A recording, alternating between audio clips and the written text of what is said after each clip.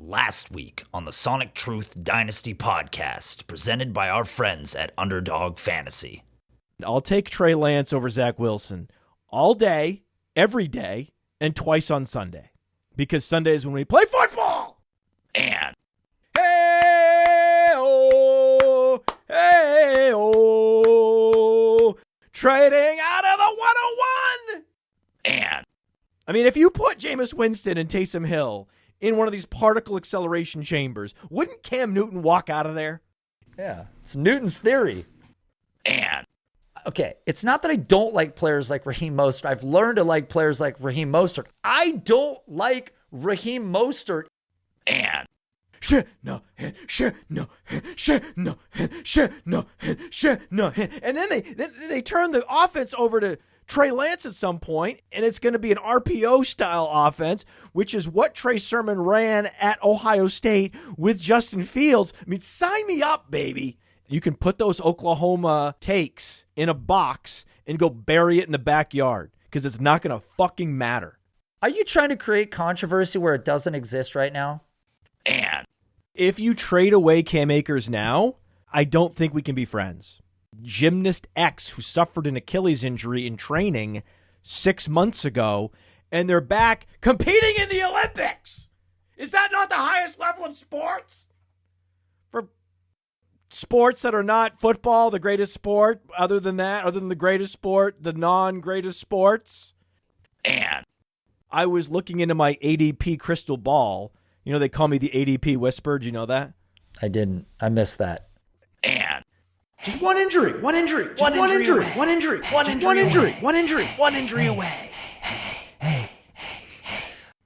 And What's up?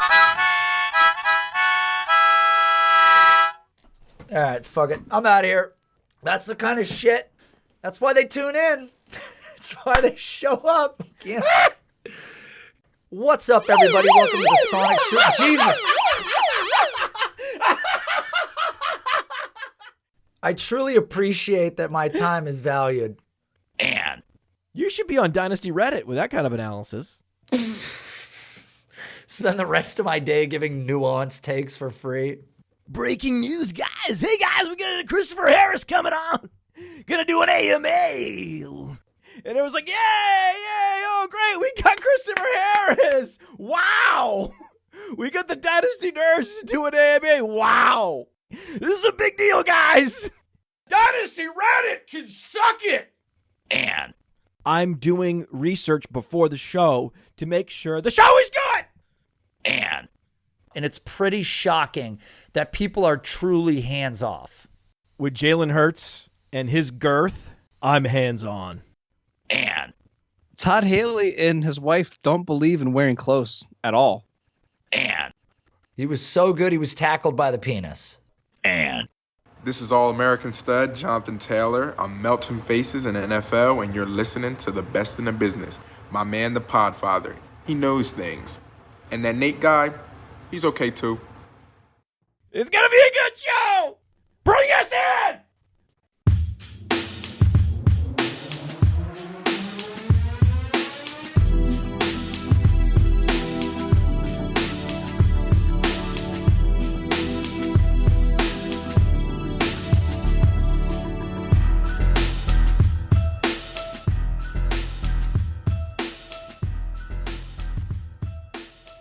What's up, everybody? Welcome to the Sonic Truth Dynasty podcast. I'm your host, Nate Liss. You can find me on Twitter at @AnOutragedJew. And with me, as always, is Matt Kelly. You can find him on Twitter at fantasy_mansion. What's happening, Matt? Love and life. Love and life. Look at this Andre Rison Browns jersey. You know things are going well. Except I do happen to, there's just this one little thing. This one minor problem. And that I do have a lot of Travis Etienne in Dynasty. It's tough times for Travis Etienne owners. I mean, from this particular injury to the circumstances, it's not good all around. What do I do? What do I just hold? Because apparently he's Amir Abdullah. He's Darren McFadden. I probably maybe sell low, Nate. Just punt him. He's never going to do anything, right? I mean, I joked earlier in the week that at least when he comes back next year, he'll be Keyshawn Vaughn years old. I mean, it's unfortunate to see him lose another year, but obviously if you drafted ETN, you probably took him fairly high in a draft, and God forbid in Superflex, you probably passed on a quarterback that you're maybe feeling a little sick about now, but you can't do anything now, obviously. Yeah. No, well, it's not obvious, but I agree. You have to hold. This is Cam Akers 2.0. You cannot trade Travis Etienne. We actually have Akers currently now higher than Etienne because Akers actually proved that he can be an all-purpose back in the league. Etienne's never done it. And next year, even though Cam Akers will have an extra year as an NFL player, he'll actually be younger than Etienne in 2022. So for those reasons, Akers is nominally ahead of Travis Etienne in Dynasty at this moment. But for all your productive struggle rosters, these are two players to target. Target them aggressively. Try to get these players now. Every day that ticks by is another day closer to their recovery horizon. So if you're not going to be competitive in 2021, you should be trying to get Etienne and Akers before the season even starts, knowing that their price can only go up.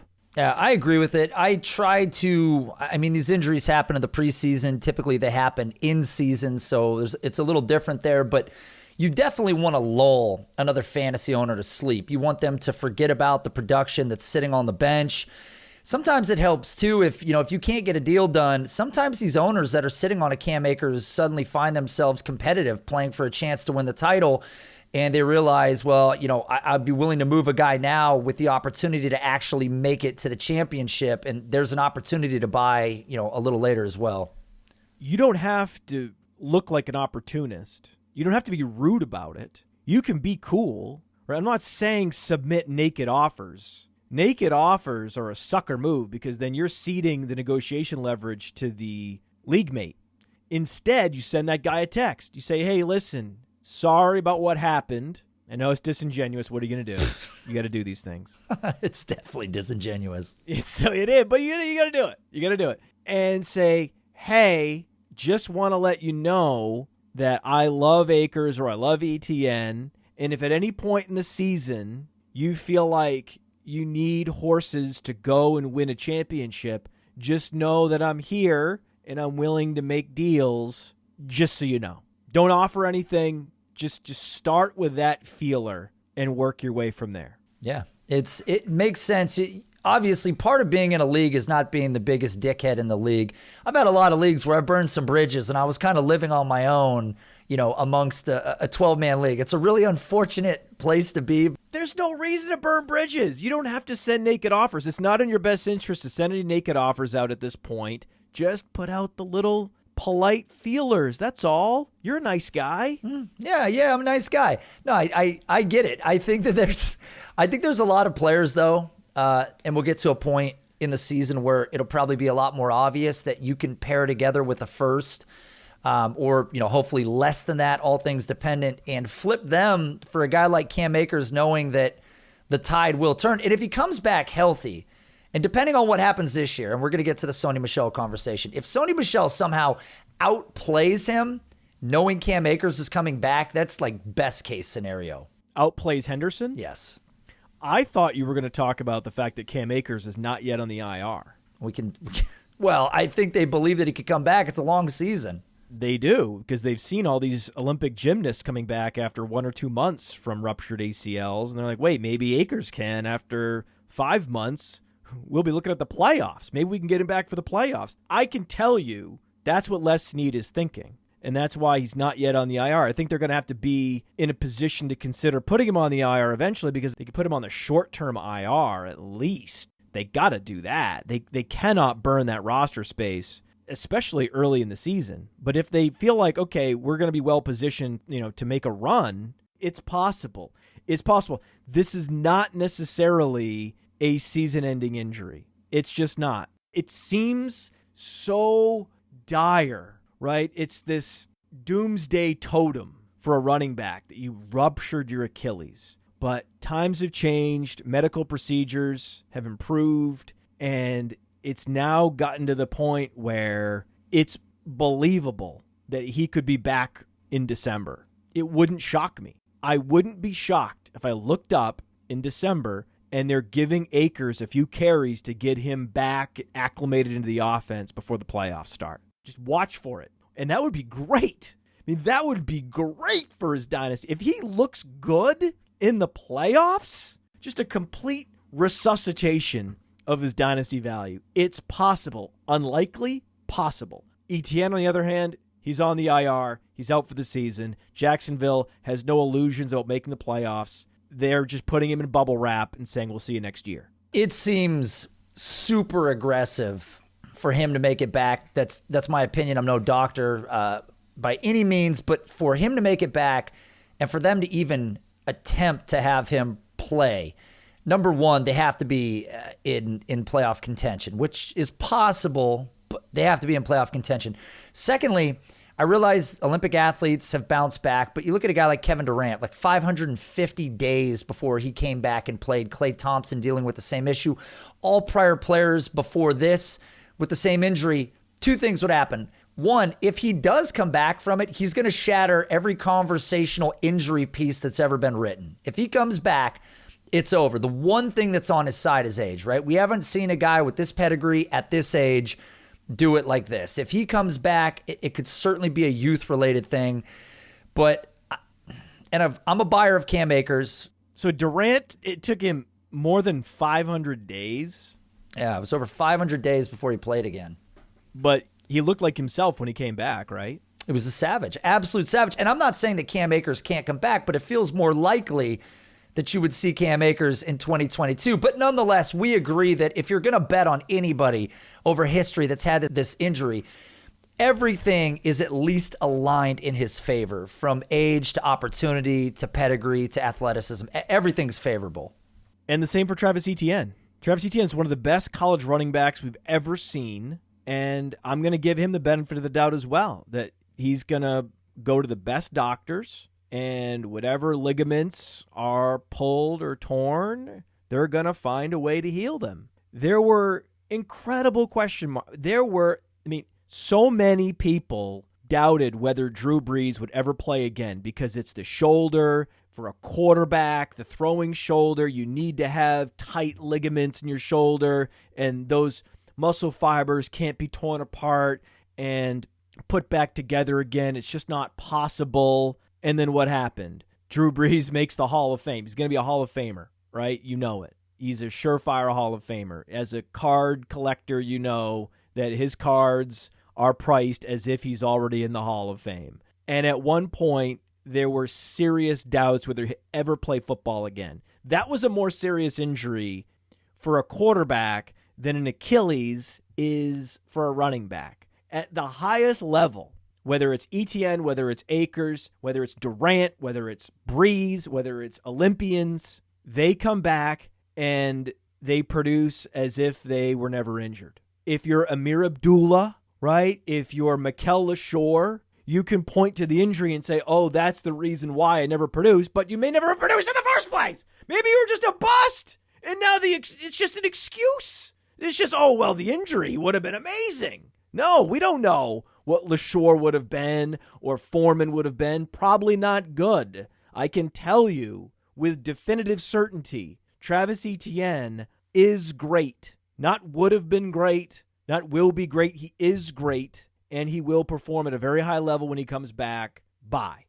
Yeah, I loved everything about Etienne's profile. We had talked about this on the show, that Etienne versus Najee Harris, both players that you would go after in your rookie drafts. You should be excited about both of them, but the upside of Etienne was definitely more evident to me, especially with his pass catching. We knew that his pass catching would really be what could potentially put him over the top. You want Kamara, right? Hasn't Kamara been great for you? If you have Kamara in Dynasty, he's been pretty good, right? Well, this was as close to an analog of Kamara as we've seen come out since Kamara. So I would remind the people that we gave them specific advice in their rookie draft, which is if you're in win now mode, you go Najee Harris. And if your competitive time horizon starts in 2022, you go Travis Etienne.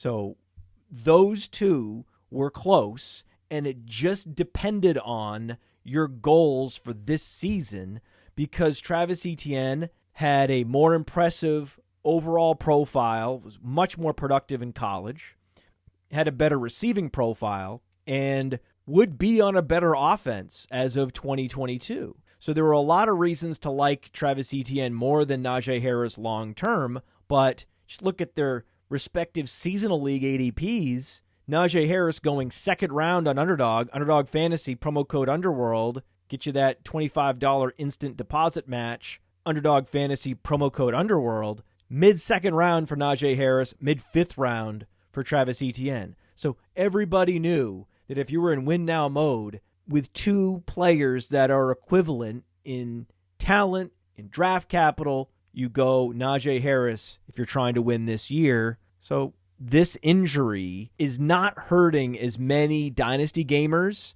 as you might think, because if you were in that position to win now and you had that mid-first rounder in Superflex, or you had an early pick in the first round in non-Superflex single quarterback, you were going Harris anyway. Yeah, and we talked about this too in the offseason. We're still in the offseason, that when you were drafting ETN, you knew at some capacity there was going to be a timeshare with James Robinson. James Robinson was just too good last year to not have some opportunity this year. But you also knew that because of that, the snap share of ETN versus Najee Harris was going to be significantly different. And because of it, that may have hurt your win now ability. So you were looking at potentially a higher draft pick, maybe a flex option. Maybe he takes over at some point, which we believed he would. Losing him for the whole year didn't hurt your draft pick next year. It definitely throttled where you're headed. But if your plan all along is to hold on to ETN, that certainly helped not winning this year. But I know for most people, we're trying to win now. And it's a really, really shitty place to be.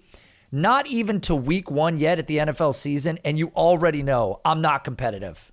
It's not okay. But most people that ended up with ETN were not in their competitive window. All my win now teams, I was drafting in the late first round, and ETN was long gone. So you mentioned James Robinson, and you famously changed your Twitter name to James Joblesson. Yeah. The burning question is, have you changed it now? Have you looked on Twitter?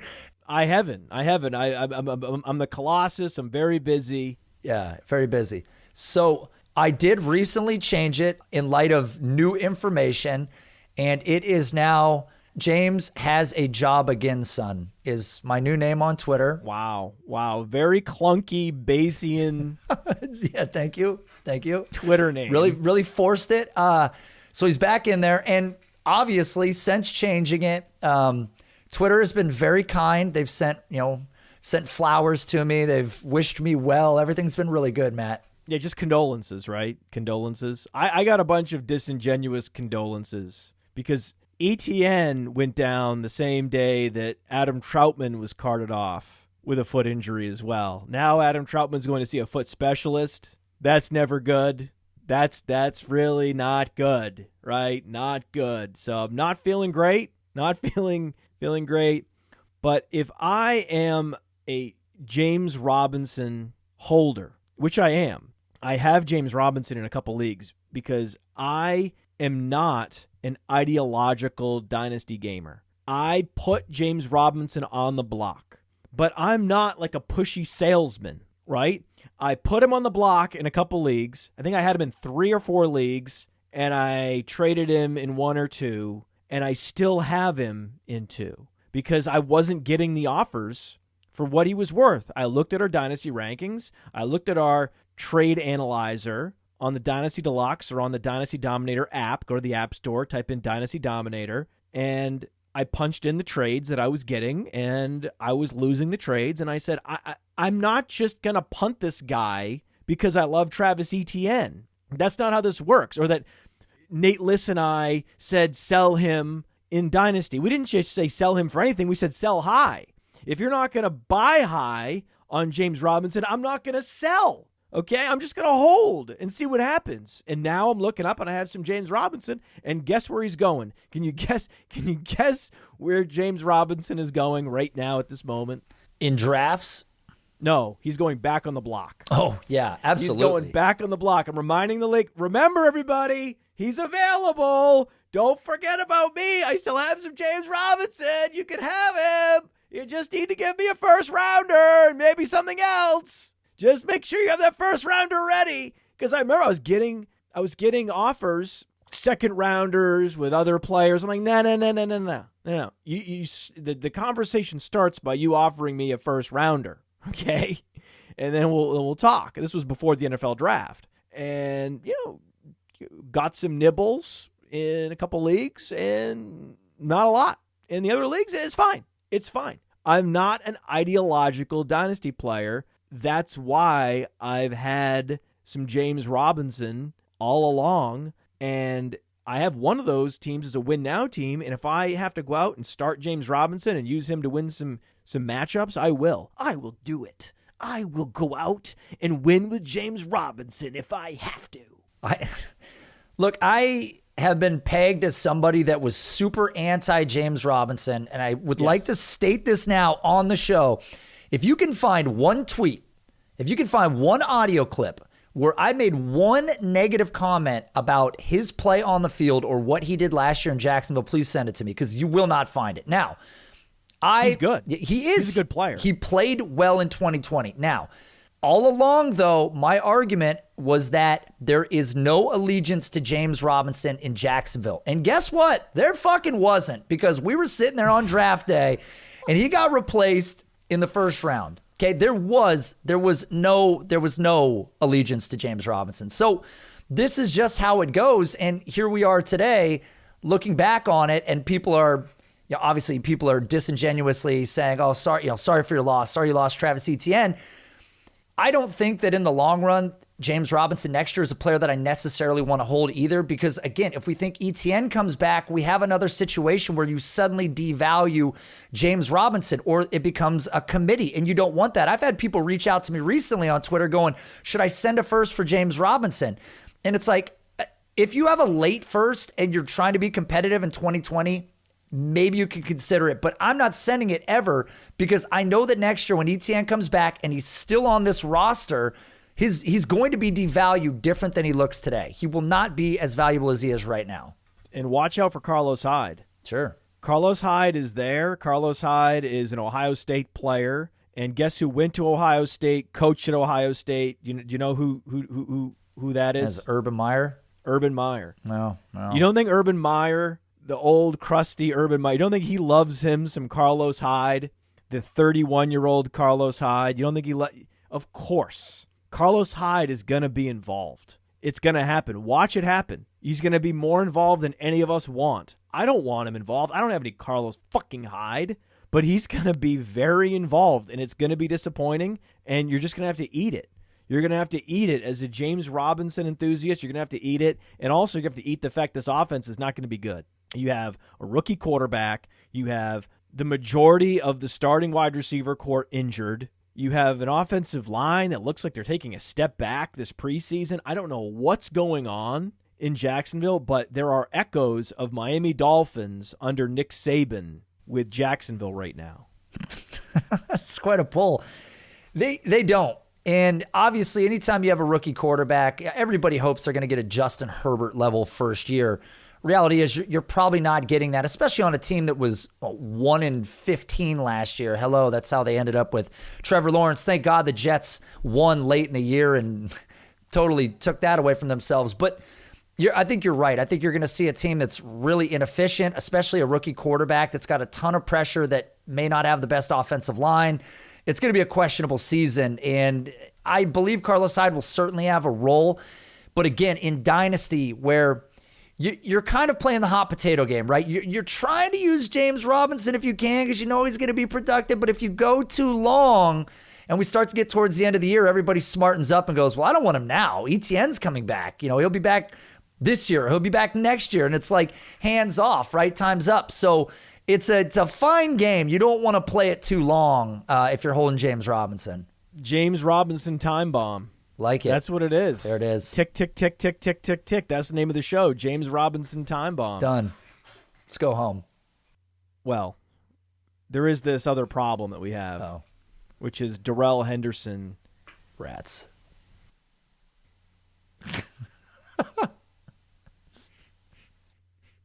Just rats. I just love that. I love that so much.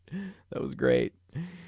Darrell Henderson has even more to deal with than James Robinson in the form of Sony Michel, who was actually efficient last year. Are you worried? If you're a Darrell Henderson enthusiast, should you be worried?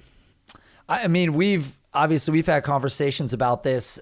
Darrell Henderson's already had replacements land with the Rams twice now, right? We saw them bring in Cam Akers after he was drafted highly. They doubled down and took another running back that we actually like more the following year. Then it's like, hey, this backfield is all yours, but they don't necessarily have depth. So what do? They go get a competent runner in Sony Michel. Now, I know a lot of people were talking a ton of crap about Sony Michel. A lot of crap, right? He's dust. Exactly. That's what we've been hearing. I mean, you can flash back to his rookie year in the league where he very clearly was not dust. You can look at him last year. He shined in a lot of respects. There's a lot left in the tank. I hear about his bad knees. I hear all these other things.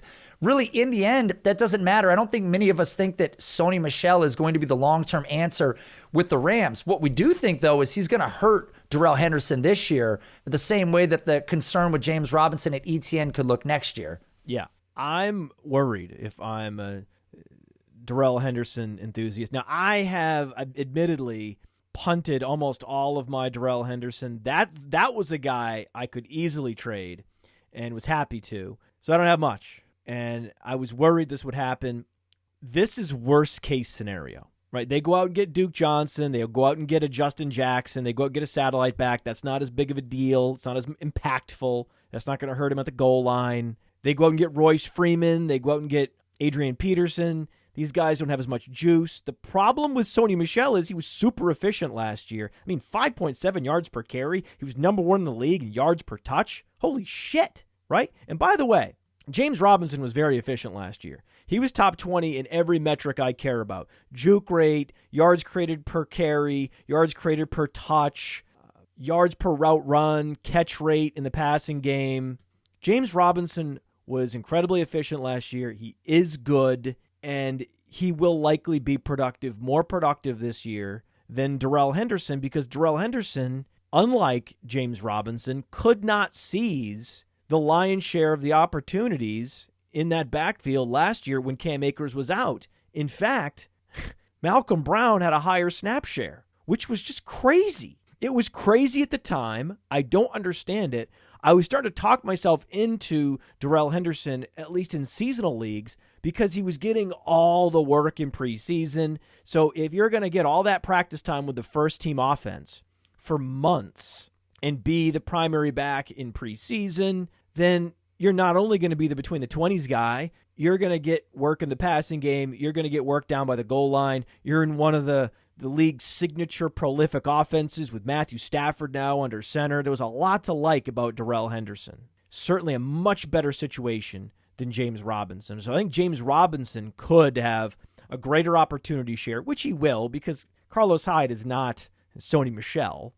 But there's not going to be the same kind of red zone work. There's not going to be the number of plays called. There's not going to be the number of points scored in Jacksonville. So Henderson could have a lower usage and even be less efficient, but still score more fantasy points this year than James Robinson. I still like Darrell Henderson for this year in this offense because Sony Michel's knees need to be managed. It's just a question of managing the swelling. As long as you're not trying to give him 20 carries a game and you're deploying him as a breather back, as the Patriots used him, he can be good. He can be good. You just need to be careful because suddenly the knee flares up and he's out for a month. And you can't have that. So they're going to manage his reps, I think, in a smart way. And he's going to be a problem for Darrell Henderson because when you manage his reps properly, this guy is still explosive. Sony Michel, he is. We've talked about this before. This is something that I've cited with J.K. Dobbins and Lamar Jackson. Because Jackson's such a threat to run, you see a guy like Dobbins end up with more defenders in the box. Last year, Despite the fact that Cam Newton was there, we saw the same thing happen with Sony Michel. I mean, average defenders in the box was number 6 at the position. Not going to have a Cam Newton-style quarterback playing, and it's surprising that he was as efficient as he was, considering those circumstances. I agree. The knock on Sony Michel has been the knees. It's been the health. We knew about this coming out of college. But it doesn't make him dusty. No, not at all. It just makes him in need of management. That's an important distinction. Yeah, not at all. And who knows how they're going to split up these carries, but what would really be the kicker is if we see him get opportunity in the pass game, because that's something that Matt Stafford has done a lot over his career. I mean, I would die if suddenly Sony Michel becomes a guy that's seeing 2.5 targets a game. Like, come on. Sony Michel could double his career high in receptions per season. What is and that? That would only be 24. Okay. Just 24 would be doubling his previous career high of 12. But that's not even a hot take. No. That's very reasonable. Yeah, in a Matt Stafford offense, it's entirely possible that, I mean, that's a huge part of the game that he's played all of these years. So it's going to be interesting. I like the fit. I really do like him with the Rams, and I agree. I just hope that we get to see a healthy Sony Michel, because I really do think there's something left in the tank. And I would just love to stick it to all the people that have been calling him dust for just really no apparent reason. And he's been falling in drafts. I mean, obviously there was a belief in Damian Harris, but Sony Michel was falling. I'm in an industry analyst draft 14 team. It's like 34 rounds. We are so far in the weeds, but Sony Michel lasted. I mean, he was like the last running back off the board. He was so far down the line, right? And it just goes to show that even amongst a group of analysts, there was very little faith in Sony Michel. No, we're good at this. That's all. That's all. My only takeaway is we're good at this, and we were never bullish on Xavier Jones, right? You see these guys that flash and they claim to have the trust of the coaches, and that trust only goes so far. Where Darrell Henderson has a mild hand sprain, and suddenly it's like, call someone, call Bill, call anyone, get someone in here. He has a mild hand sprain. He might miss a day of practice, and they're like, no, we gotta get somebody, conditional 7th rounder, right? It's like, yeah. So much for this Xavier Jones trust, right? He was never good. Be best comparable to Paul Perkins, runs a 4.59 at 208 pounds. It's like, what? Right? Super old rookie is now a 24-year-old second-year player. I mean, he's older than Keyshawn Vaughn, right? And yet this is a player that's somehow generating excitement, somehow a player people are targeting in Dynasty. It's like, wait a second, what? You're trying to stash this guy for why? Right? So this is the beauty of these kinds of transactions. It's often the addition by subtraction that the team that's losing the player is more interesting and has more opportunity open up, and therefore creates more opportunity for savvy dynasty leaguers than the team acquiring the talented player. I respect Sony Michel. I'm not running out to get him, right? But I really, really, really want Damian Harris. And it's interesting because Damian Harris and Darrell Henderson were both drafted in the same draft class 2 years ago in 2019 in the 3rd round. They have been living these parallel lives. Now, the other one gets to play with Sony Michel. But I'm much more interested in Damian Harris, because what this tells me is the Patriots had no need for one of the most efficient running backs in the league last year because they're enamored with Damian Harris. I'm a fan of Damian Harris in this offense. You know, I liked Sony Michel when he came in the league. Eventually, the injuries and whatever else caught up to him. And we had talked about Damian Harris basically just having essentially a year off in this offense. And here he comes this year. And very clearly, I mean, we haven't seen this so definitively from New England in a while, where they're essentially saying, hey, this is the guy. Like they're laying the cards on the table. Do you have to go back to Corey Dillon to find a more definitive primary back in this New England backfield? Maybe. I mean, Sony Michel felt like he was going to have that blip when they took him in the first round. It was like, okay, this is a big reach for them. It didn't fire. But this, to me, putting a guy, 4th round pick behind him, a player that we're going to definitely talk about as a plotter here, behind him and saying, this is our depth. this is our guy, right behind Damian Harris. But we know Damian Harris has the full skill set. And the advantage is the news that breaks today is Mac Jones maybe taking over this offense, which is a huge bump for him over Cam Newton, who's played well. But again, those defenders in the box can be an issue. Oh, Mac Jones is going to keep those defenders in the box honest. Mac Jones is the truth. He's the real deal. And I think you were alluding to another running back on this Patriots depth chart who is going to be surging up the Dynasty ADP boards for no good reason. And that's the epic plotter that is Ramondre Stevenson. Best comparable to Peyton Barber, bottom percentile speed and burst. Get out of here. If he's lucky, he's Peyton Barber. Is that okay to say? Get out of here. Is that okay to say? Just get out of here. He never even had 20 receptions at the college level. He's going to be using the passing game. Get out of here. Yes. Get out of here. Get out of here. Get out of here. He's a breather back for Damian Harris. He's going to be in there on occasion. He might get some short yardage work, but you don't even want a rookie getting short yardage work or goal line work. Those are high leverage touches. You want Damian Harris back there. You want Ramondre Stevenson back there on the 40-yard line on 2nd and 5. Those are some carries Ramondre Stevenson's going to get. Those are some opportunities he's going to get. How is he going to score fantasy points from the 40-yard line? I have no idea. I'm not a fan. Listen, this guy was going to get blown to smithereens the minute he came on the show because it goes against everything that this show stands for. Yes, he goes against everything we stand. Perfectly said. Thank you. That's what I do. There's just no chance. But obviously, Belichick believes that he's got enough to be a secondary option in this offense. As long as Damian Harris is healthy, he's going to have the lion's share of the opportunity, which makes him really exciting. Again, playing with Mac Jones, who's looked ultra sharp this preseason. Oh, my God. It's really exciting if you bought into Damian Harris, got him at essentially a discount, right? Because his price was not what his ceiling could be. And then Mac Jones suddenly slides in, which assists what his ceiling could become, and it's just a beautiful combination.